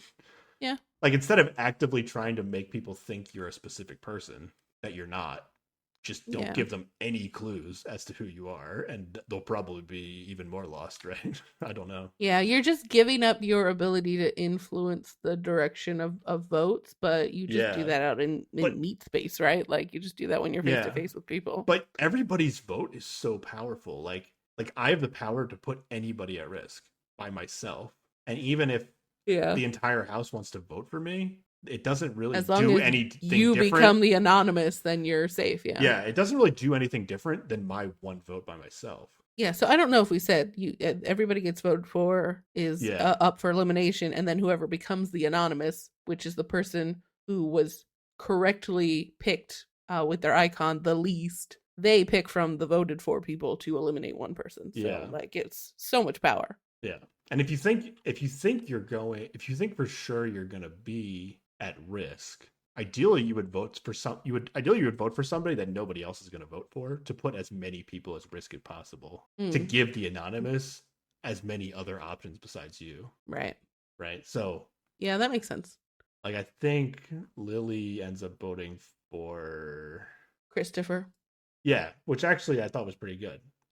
Like it feels random because the show didn't set up who she was going to vote for at all. But it's not entirely random. He is half of a strongly pronounced duo. It's just for Yeah, whatever reason, everyone else went after the woman in the duo. yeah. But, whatever. Is there anything else from the chat that we let's see? Nina throws out Sydney's name. So there's a couple people that are like Hmm. they're defending Lily, Yeah, like but Lily has they actually talked to some people she's who not as like much. her. Yeah. Yeah. There's just like a half the house or a big chunk of a house or the main alliance in the house has not socialized with Lily that much.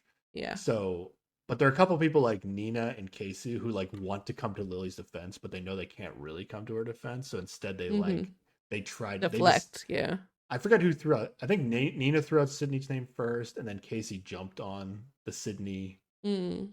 bandwagon instead of like Yeah, something saying like that. something nice about Lily in the anonymous mode. They just like Right. redirected people The bus. to Yeah. Sydney, which is interesting because so Nina.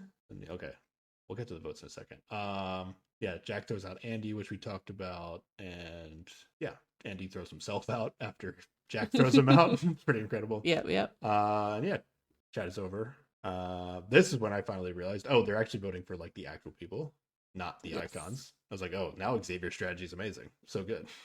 Xavier's doing a good job. Hmm. Yeah, so let's get to the vote. Okay. So they show with their icon, but I'm just going to say the name of the person who voted. So Robbie and Andy voted for Lily. And we have Tyrina, Nina, Casey, Dylan, and Xavier all voted for Sydney. Marcel voted for Dylan. Jack voted for Andy. Lily voted for Christopher. Sydney voted for Jack. And Christopher voted for Marcel. Yeah, so we saw Jack and Andy talking, and then Jack threw out Dylan and some other people as a group. But yeah, Tyrina, Nina, Casey, Dylan, and Xavier all voted for Sydney. Mm-hmm. Probably not a coincidence, if I had to guess. Yeah. Consider we already seen Xavier and Dylan. There might be a connection that we haven't seen yet between Xavier and Nina, at least being like CBS reality adjacent, at least. Or you might have like a block of women there together, also as a thing. Yeah. Well, what's interesting is that both Jack and Andy voted for Lily. Jack votes for Jack votes for Andy. That's why he kept the charade going. Okay. Marcel just randomly votes for. This one was actually random, right? He votes for Dylan, and he was just like, I think it would just be funny how Dylan reacts to this, and then he like predicts when it comes up on the screen that he voted for Dylan. Marcel is $. $sign votes for Dylan. Marcel starts doing like predictions of what like doing Dylan an is impression saying, of doing an Dylan, impression yeah, of Dylan, and it was like pretty close actually to Dylan's reaction to getting voted for. What other notes do I have here? And it's like also like this is a big reaction to one vote. I feel like you get some people who are just like real upset about this one vote when like Sydney and Lily have been much more piled on. Yeah. So Xavier votes for Sydney in the block of 5 that votes for Sydney. Mm-hmm. But like if he's really trying to pretend to be Lily, does he think Sydney is who Lily would have voted for? Yeah. But then I mean, Lily doesn't. if I was Lily, I would have voted for Sydney just really. Well, I mean, I think it makes sense as a an instinct to be like, oh, everybody's talking about me. Oh, they talked about someone else. Let's push this person forward. You know, Yeah. like I mean, if this was Survivor, it's like, okay, if this vote's between me and the other person, I have to vote for the other person to hmm try to get as many votes as possible yeah. on the other person. Oh yeah, But but in here it is this, better to just get more people in that. You're yeah, right. and I Yeah. think Lily does a good job. I don't know if she really thought about it like that, but she does a good job of being the only person that voted for the person she voted for. hmm But like Xavier didn't take that extra logic of like, oh, I should also vote for somebody random because I'm trying to be Lily. Oh You know what I yeah. mean? And hmm Xavier doesn't end up getting the anonymous. I don't know if he lost to a tiebreaker or if somebody randomly got him right or Yeah. I don't know. Yeah. We don't get details on who Yeah. everybody guesses Because I everybody kind of is. thought Xavier was going to win this the way that it was edited, but he ended up Yeah. not. What else? Yeah, Sydney votes for Jack too. I thought she did a good job. I don't know if it was hmm intentional, but she didn't vote for somebody that anybody else was voting for. Right. And then Christopher just votes for Marcel because he's a video game streamer. Yep. Yep. Incredible. He's real paranoid about that video game career. Yeah. So there's 7 people at risk.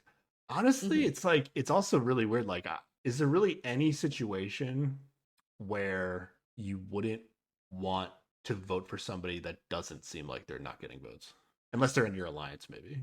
But because Yeah. Yeah. Or there's no unless you point. have, unless there is somebody like you really want out, and it's somebody that people have already talked. You want to narrow the pool then.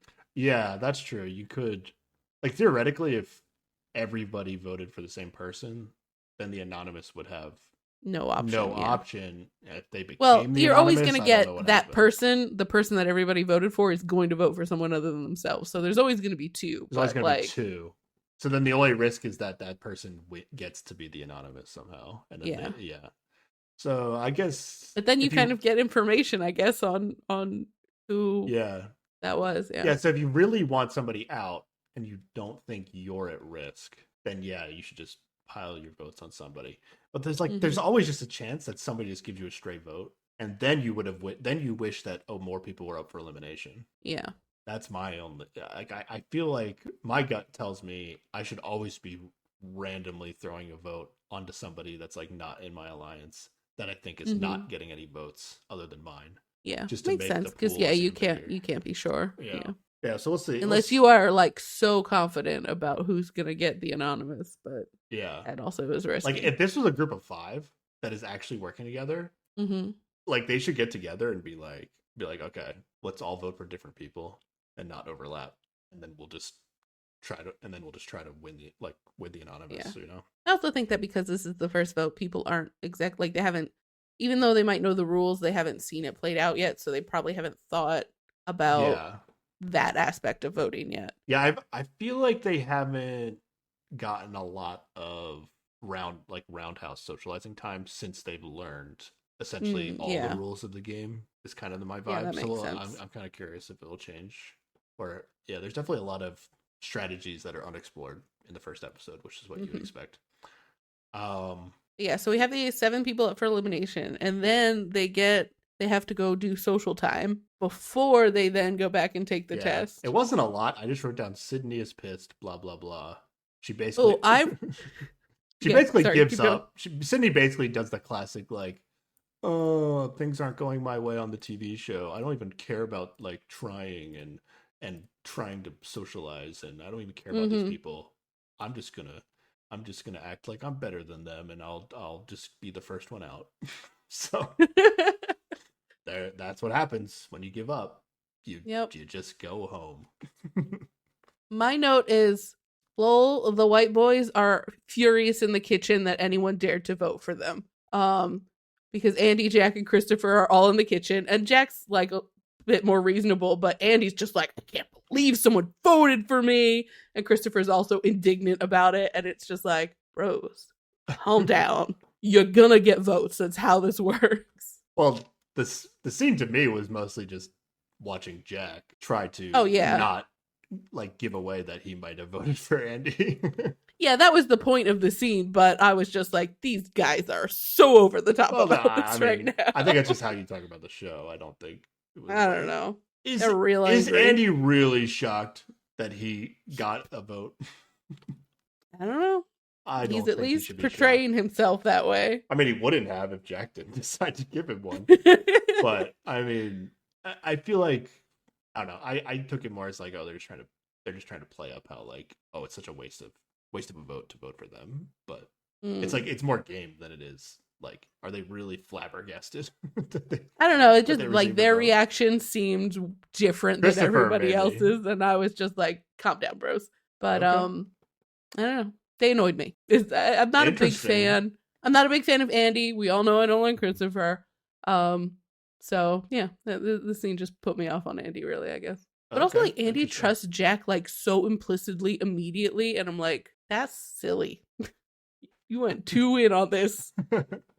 Well, I think it's good that he's in an alliance. They didn't really talk about specifically who they would vote for. It didn't seem compared to what the other alliance probably did. Yeah. Yeah. I mean, you gotta trust somebody. I mean, don't know, you gotta. I would have.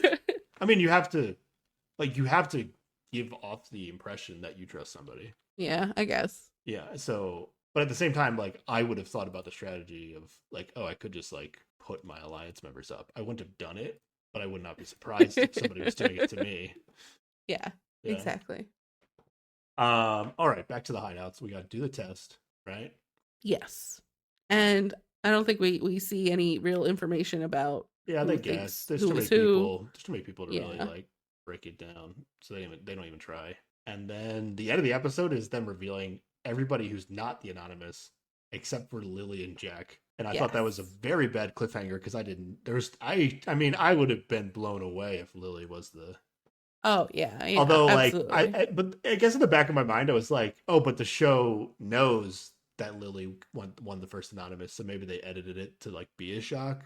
That's true. But at the same time, I was like, based on what they've showed us, there's no way that Lily should be the anonymous over Well, it's Jack. also like a great story if she is the anonymous, like she was so worried and gets to come in and like save herself or whatever.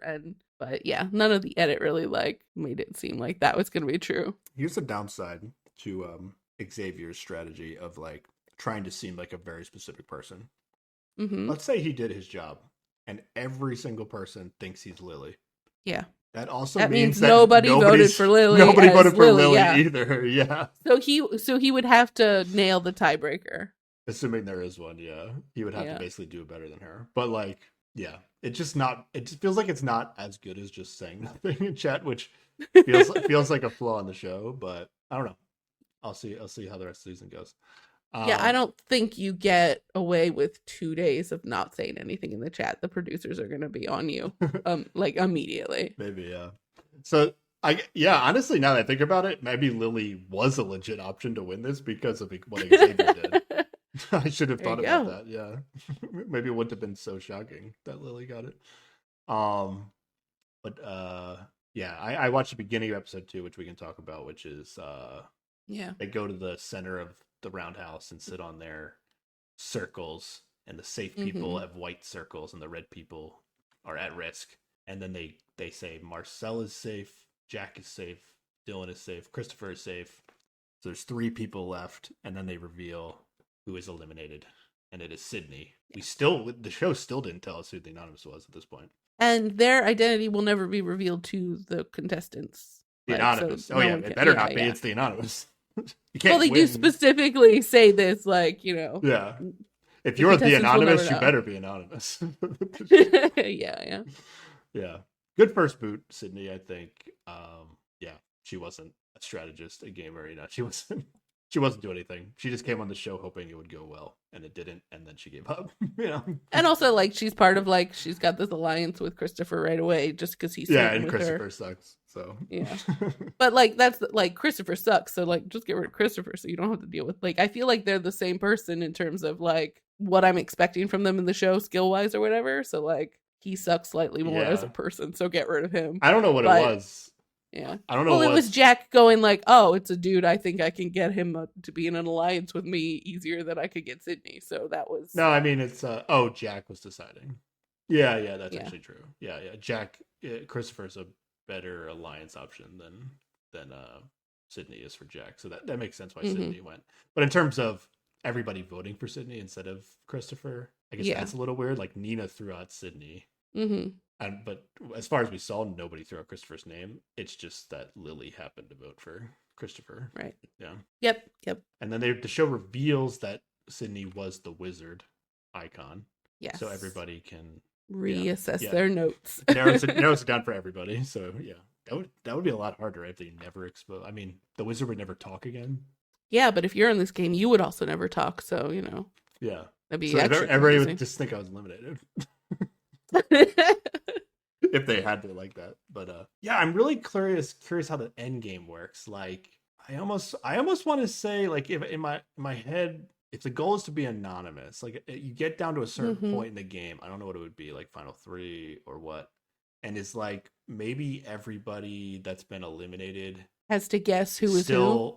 Like everybody who's eliminated maybe is still getting. They don't participate in the chat, but they still get to watch all the chats for the whole 12 days, and then they are all voting in the end, and then whoever gets the least correct voted.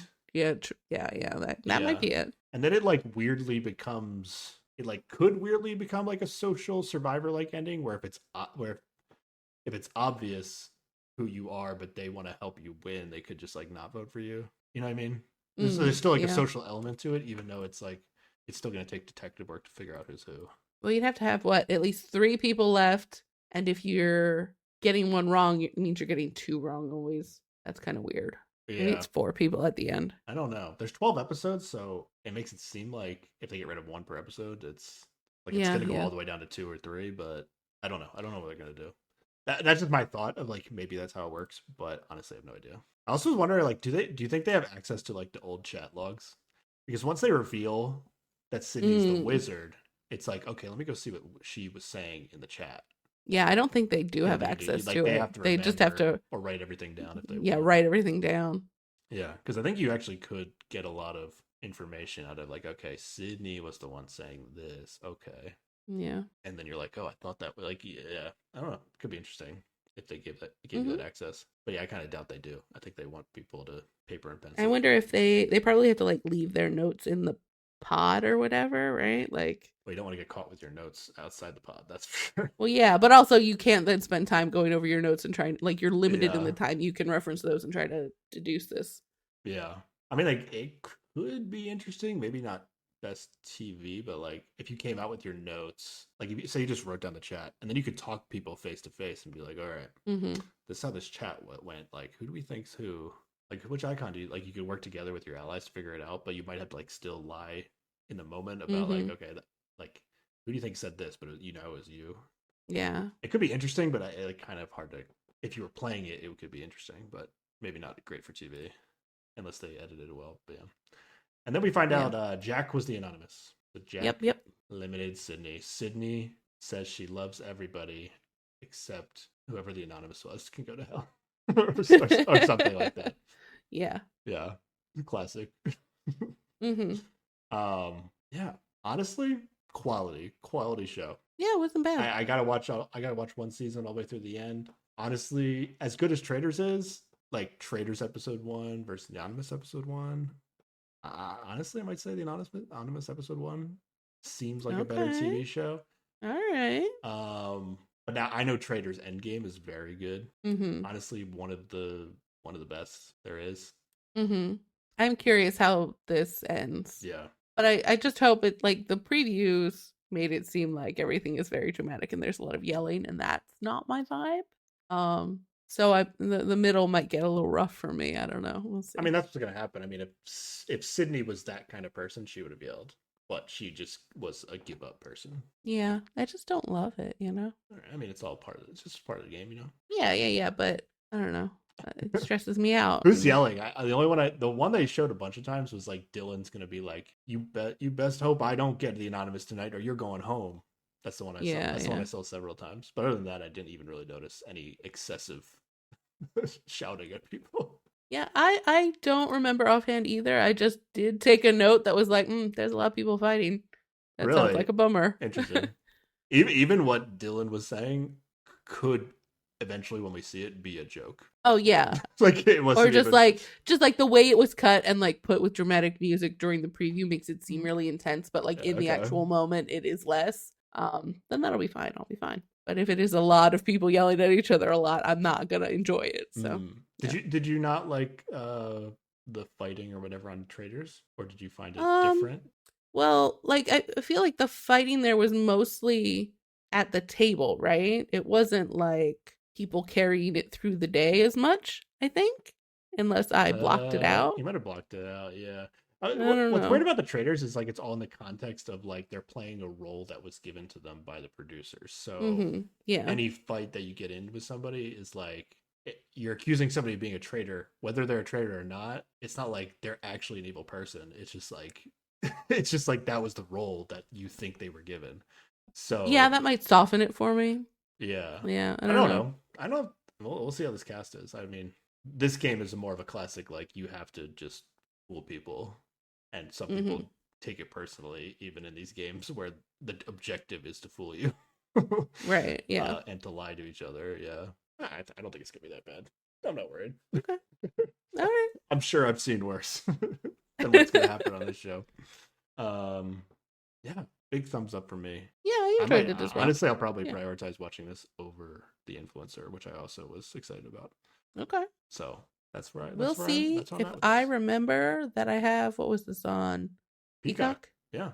We'll see if I remember that I have Peacock for this month and if I If you remember to watch it. need me to hook you up, I can hook you up. Well, Don't it's worry. also just a like if I remember to even pay attention to this show, like I enjoyed it, but like when shows come out week to week, I have such trouble like remembering unless it's like Yeah, on one of the top apps on my Apple TV, and so they show a preview of what is like currently coming out. You know what I mean? yeah. So But there's like 8 or 9 episodes out right now, though. So that's I'll true. keep you updated. All You right. won't forget about Good. it. Good. Good. Okay. All right. Next time, Sarah. I think are we? Is there anything else that you want to say about the Anonymous? No, I think we did it. I'm realizing now I forgot entirely to think about what we might watch next. I was just about to say that. What are we doing next, Sarah? That's like a really good question. Did you have anything in mind for next? I did not. Not anything that I strongly So thought about. maybe it's just a fun mystery this time. We'll Okay. find something. I don't have anything off the top of my head. That I vetted anyway. I think there may have been a recommendation somewhere in the comments a few episodes back, but I can't remember what it is right now, and I haven't checked up on it. So we'll see. Okay. Sarah will make a decision Oh no. Okay, offline, sure. and Yeah, you're it just gonna have won't to be. trust me. Okay. It's gonna be so good. It's gonna be TV. There we Yeah. go. Is a good chance we will be leaving the reality TV genre. Is that a safe I bet? don't know. I don't Okay. know. Okay. All right. I mean, we might just be watching a bunch of like new Instagram reels from Minyuk. It depends on how he's feeling in I the know, next right? week. I mean, you can do a solo podcast for 2 hours. Nah, we'll find something good. We'll figure it out. Sounds good. Anything else? I think no, good to I sign off. think You that's just it. want to sign off? Yeah, All I right. think you Stay tuned no for all that next time. Thanks for listening, everybody. no you gotta ask me where the people can Oh yeah, talk. I forgot about that. All right, where can people contact us, Sarah? People can email us at keepwatchingpod@gmail.com, tweet at us at keepwatchingpod, Instagram at us at keepwatchingpod, leave a comment under the video on YouTube also at keepwatchingpod, and if you want to tell us which emoji or icon you would pick when you're staying anonymous, you can leave us a rating or review on Apple Podcasts or Spotify. All right.